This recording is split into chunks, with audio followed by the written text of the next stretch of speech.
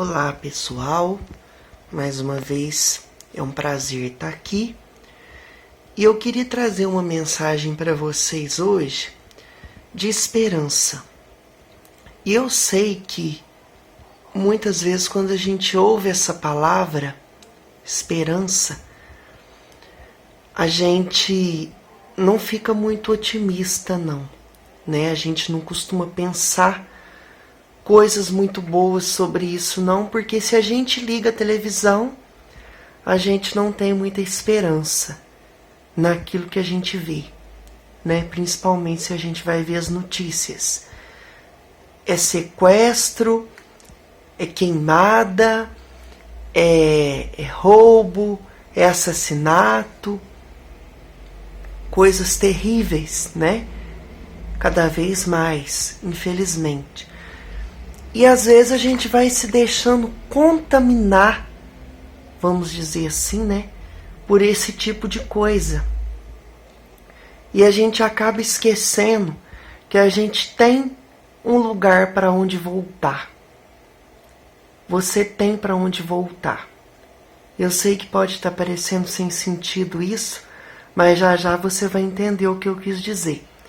E para você entender, eu vou colocar como ponto base para a nossa reflexão alguns trechos da liturgia de hoje.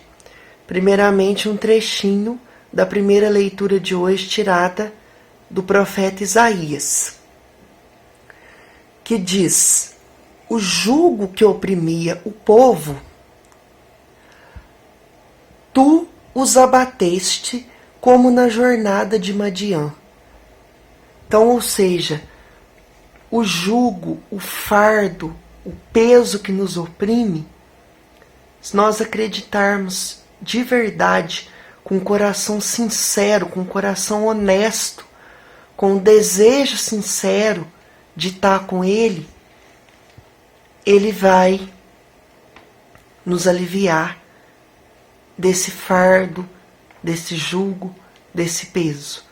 Só que a gente não reconhece isso. E muitas vezes a gente continua vivendo como se ainda tivesse sobre o peso do jugo.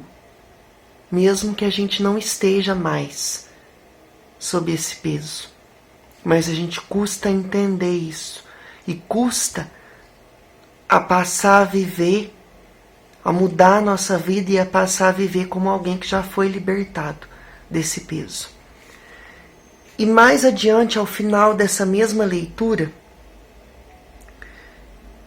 é dito o seguinte sobre Jesus: ele traz aos ombros a marca da realeza.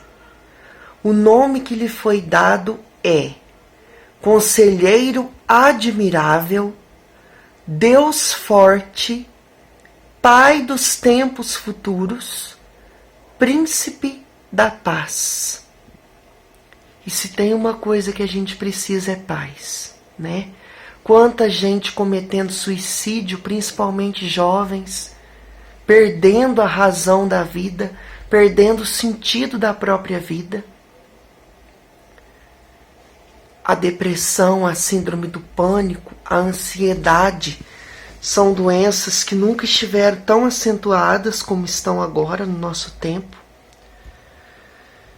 E se nós buscarmos esse príncipe da paz, não significa que todos os nossos problemas vão se resolver e que a gente vai viver um mar de rosas. Não, não é isso. Porque aí também já seria utopia. Eu não estou aqui para fazer você esquecer dos seus problemas. Não é para você fingir que está tudo bem. Não é para você fingir que os problemas não existem. Não é isso. Mas se a gente não aprender, apesar dos problemas, se a gente não aprender a aplicar uma dose de esperança sobre tudo isso, a vida vai se tornar um verdadeiro campo de batalha, um verdadeiro campo de guerra, algo insuportável. E eu nem estou falando de guerra contra os outros, não. Eu estou falando de guerra contra nós mesmos, contra nossos instintos negativos, contra a nossa maldade, contra a nossa arrogância, contra o nosso egoísmo, que todos nós temos, inclusive eu que estou fazendo esse vídeo aqui para vocês.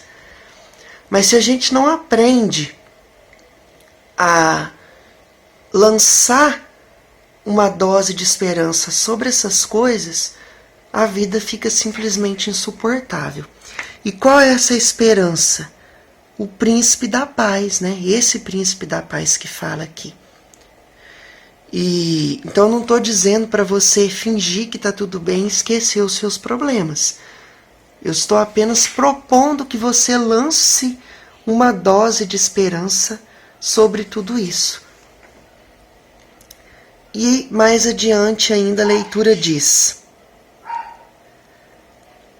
Ele irá consolidar e confirmar em justiça e santidade o seu reino, a partir de agora e para todo sempre. O amor zeloso do Senhor dos Exércitos há de realizar estas coisas. Então, por que eu disse no início do vídeo que você tem para onde voltar? Porque às vezes a gente levanta de manhã com trocentas mil coisas para fazer, cada vez mais compromissos para serem cumpridos em cada vez menos tempo, porque a nossa vida hoje está assim.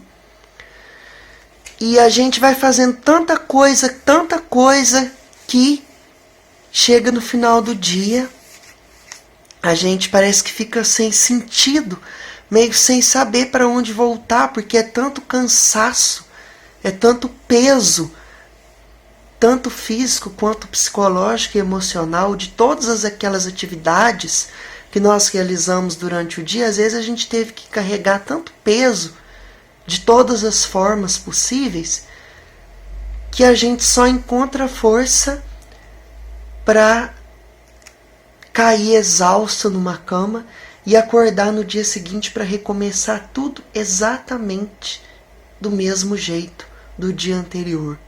E assim vão se passando dias, semanas, meses, anos, sem que a gente viva de fato, porque às vezes a gente está só sobrevivendo, mas a gente não está vivendo de fato como a gente poderia e deveria viver.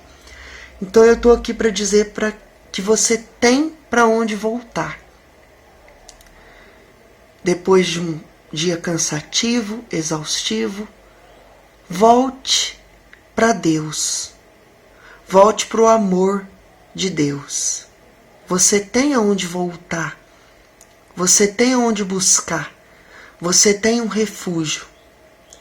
Tanto que no Salmo 112 de hoje, em uma das estrofes desse salmo, diz o seguinte: do nascer do sol até o seu ocaso, louvado seja o nome do Senhor.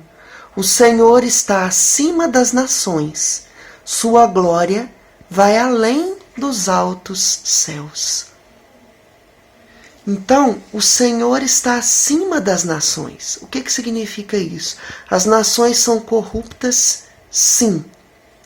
As nações são criminosas? Sim.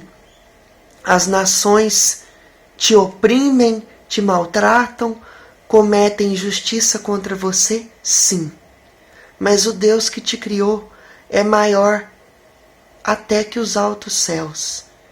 Imagina o quanto Ele é maior que essas nações que te oprimem e te maltratam.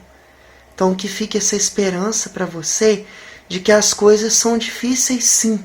E infelizmente elas não vão deixar de ser difíceis. Mas você tem para onde voltar. Você tem um refúgio.